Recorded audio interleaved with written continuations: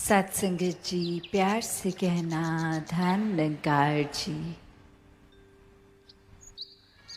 महापुरुषों के, संतों के ये जो आज वचन सुने और भाव हरेक ने यही एक चेतन करने वाला कि संसार में आना मुबारक है, पर इस जीवन को भी मुबारक बना लो। ये जीवन तो ये श्वासों ने तो अपने समय से ख़त्म हो जाना है और ये जीते जी लाभ एक उठा लिया जाए। इस प्रभु, इस परमात्मा, इस निराकार, इस ईश्वर को जीवन में हर समय के लिए बसा लिया जाए। एक इंसान जैसे ही संसार में आता है तो एक जो भी व्यवस्था है घर परिवार में, कामकाज में, जैसे भी आगे जीवन चलता है, वो सब करते हुए इस परमात्मा को प्राथमिकता जो बना लेते हैं, वो सहज में ही उनके सारे काम फिर एक निश्चिंत रूप में, एक सहज भाव में होते ही जाते हैं। क्योंकि हर पल ये पता है कि हमारे मुताबिक कुछ अच्छा है या बुरा है, ये परमात्मा का किया है तो बेहतर ही है हमारे लिए। तो ऐसे ही भाव कि जो इंसान के रूप में जन्म तो ले लेता है, पर ये जिन पे परमात्मा का रंग है वो तो वाकई ही इंसान बन के ही रहते हैं। पर संसारिक दुनिया, माया इत्यादि, ये जो भी नाम से बुलाएं, ये जो रंग हो जाता है, ये होता तो उस रूप में एक लालच बढ़ाने वाला रंग, एक इच्छाओं का जो कभी ख़त्म होने ना वाला रूप। तो ऐसे एक टेम्पररी चीज़ों का जो संग करते हैं, तो वो फिर कहाँ से संतुष्टि जीवन में पाएंगे, वो फिर कहाँ से ये आनंद, ये कंटेंटमेंट के पलों को जी सकेंगे। तो भाव वही कि एक बच्चा जब पैदा होता है तो कैसे वो कुछ भी अगर बोलता है तो घर परिवार, माता पिता सब बहुत ही खुश होते हैं कि चाहे ये तोतली भाषा में ही कुछ बोल रहे हैं पर कितना प्यारा लग रहा है। पर अगर यही आयु बढ़ती जाए पर तोतलापन ख़त्म ना हो तो फिर वो चिंता का विषय बनता है कि अब ये उम्र बढ़ चुकी है तो शायद डॉक्टर के पास जाना होगा। एक ये चीज़ एक उम्र के हिसाब से तो ठीक थी, पर अब ये भाषा को क्लियर हो जाना चाहिए था। तो ऐसे ही अगर और एग्जाम्पल भी देखें कि अगर एक समय में कोई अगर बच्चा क्रिकेट कोचिंग के लिए जा रहा है तो पहले तो 1-2 हफ्ते अगर सिर्फ बॉल बैट पे लगे ही, चाहे वो फिर दूर शॉट जाए ना जाए, पर वो सिर्फ इसी के लिए ही कोच वेरी गुड बोल देगा बच्चे को कि देखो ये तो अच्छा है ना कि आपके बैट पे बॉल अब लग रही है।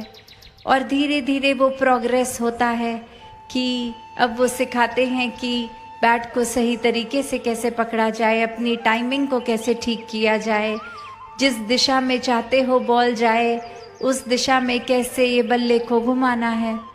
तो ऐसे अगर ये सब सिखाने के बाद भी 3-4 महीने बीत जाएं और वो बच्चा फिर भी एक सिर्फ उतना ही अचीव कर पा रहा है जो शुरुआत में, तो फिर चाहे पहले उस चीज़ के लिए कोच ने खुद मुबारक बोला हो, वेरी गुड बोला हो, अब उसी चीज़ पे उस बच्चे को डांट भी पड़ेगी कि कब से यहीं अटके हो, आगे भी तो प्रोग्रेस करो, ये स्किल अब तक तो डेवलप हो जाना चाहिए था।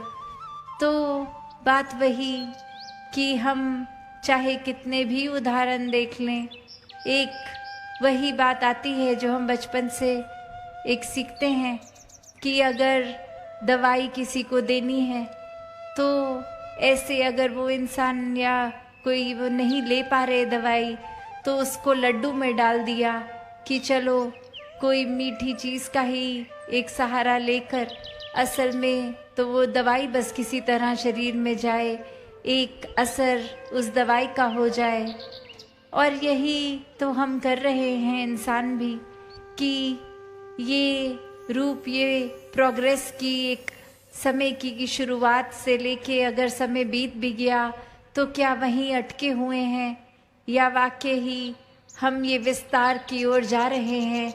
ये हम स्पिरिचुअली एक आध्यात्मिक रूप में अपना एक जो स्टार्टिंग पॉइंट था कि कहीं किसी तरीके से जुड़े या किसी भी तरीके से ये आध्यात्मिक रूप को अपनाया, तो क्या जो पहले दिन जहाँ हम थे आज भी वहीं हैं, या फिर एक और गहराई में उतरे हैं।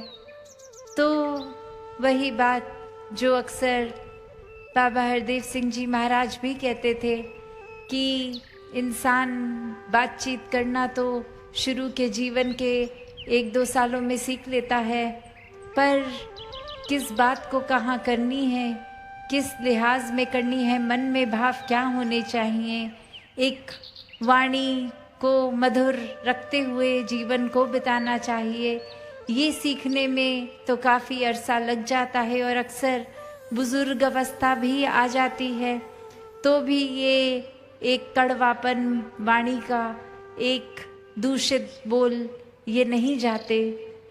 तो बात वही है कि अक्सर एक वो भाव तो आ जाता है कि कोई ना कोई वजह से ये संसार से अगर मन हम हटा के परमात्मा की ओर लगा भी लेते हैं, पर अब इतना समय सेवा सुमिरन सत्संग करते हुए भी हो गया तो भी अवस्था वहीं की वहीं। तो ये इसके लिए अपने अंदर ही झांकना होगा कि ये प्रोग्रेस हम क्यों नहीं कर पा रहे, ये गहराई में क्यों नहीं उतर पा रहे। ये और एक्सपेंशन, ये विस्तार की बात जो है, ये फिर एक चेतन अवस्था में रहकर ही होगी। ये तो अपने स्वभाव के सुधार में एक कॉन्शियस एफर्ट, एक पूरी इस विवेक से एक चेतन होकर जीना होगा, वरना तो ये आयु भी बढ़ती रहेगी, ये श्वासें भी घटती जाएंगी, ये उम्र भी बढ़ जाएगी, पर भाव एक वही रह जाएगा हमारा कि ये शुरुआती दौर का ही है। हम एक पूरा समुंदर होने के बावजूद एक कतरा भी नहीं रह पाए।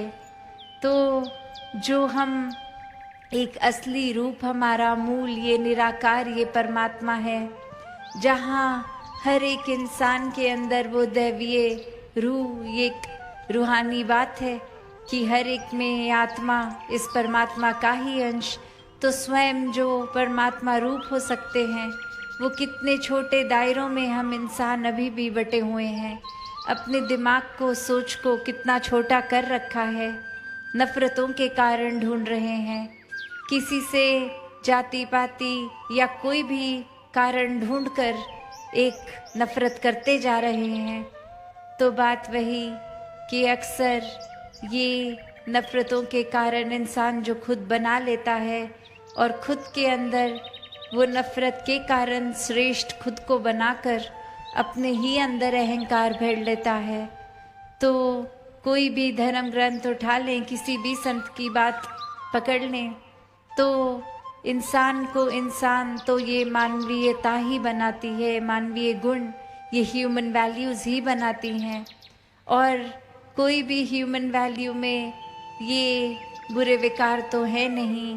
सिर्फ जब भी सुनेंगे ये करुणा, दया, विशालता, प्रीत, नम्रता, प्यार इत्यादि ही सुनाया जाएगा कि ये एक अच्छे गुण हैं। तो ये जानते हुए भी तो इतनी छोटी आयु में ये स्कूल की ही बात से एक छोटे बच्चे को पता होता है ये चीज़ें स्वभाव में होनी चाहिए, ये नहीं। फिर भी वो जानते हुए भी अक्सर ये बुराइयों को इंसान अपना लेता है, और फिर या तो इस मन में परमात्मा टिकेगा या फिर चतुर चालाकियाँ, बुराइयाँ, अहंकार टिकेंगी। तो अपना जीवन हमें किस तरफ लेके जाना है, ये परमात्मा तो हर समय ही सच्चा है, हर समय हर जगह एक बराबर ही उपस्थित है। फिर भी अगर हम परमात्मा का एहसास नहीं कर पा रहे तो कमी हमारी तरफ से है कि ये हमारा ही कनेक्शन नहीं बन पा रहा, ये हमारे ही मन के भाव और चीज़ों में उलझ रहे हैं और हर चीज़ों में उपस्थित इस परमात्मा को नहीं देख पा रहे हैं। तो बात वही, जिन्होंने इस परमात्मा पे अपना ध्यान लगाया हर समय, ये मन को, ये मन के तारों को इस परमात्मा के साथ जोड़े, वो तो आनंद में ही 24 घंटे रहते हैं। उनका जीवन भी चाहे फिर संसारिक रूप में उतार चढ़ावों से गुजरता ज़रूर है, पर वो कोई अवस्था को मन पे नहीं लेते। उसकी वजह से, कोई सिचुएशन की वजह से अपने एक मन के संतुलन को नहीं खोते हैं। ये बैलेंस बना रहता है। ये स्थिर मन सहज जीवन इस तरह जीते हैं।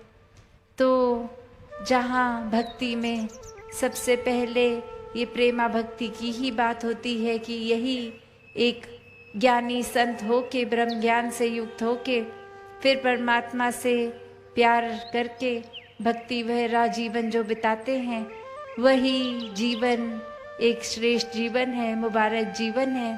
और हर किसी के हिस्से ये जीवन आ सकता है।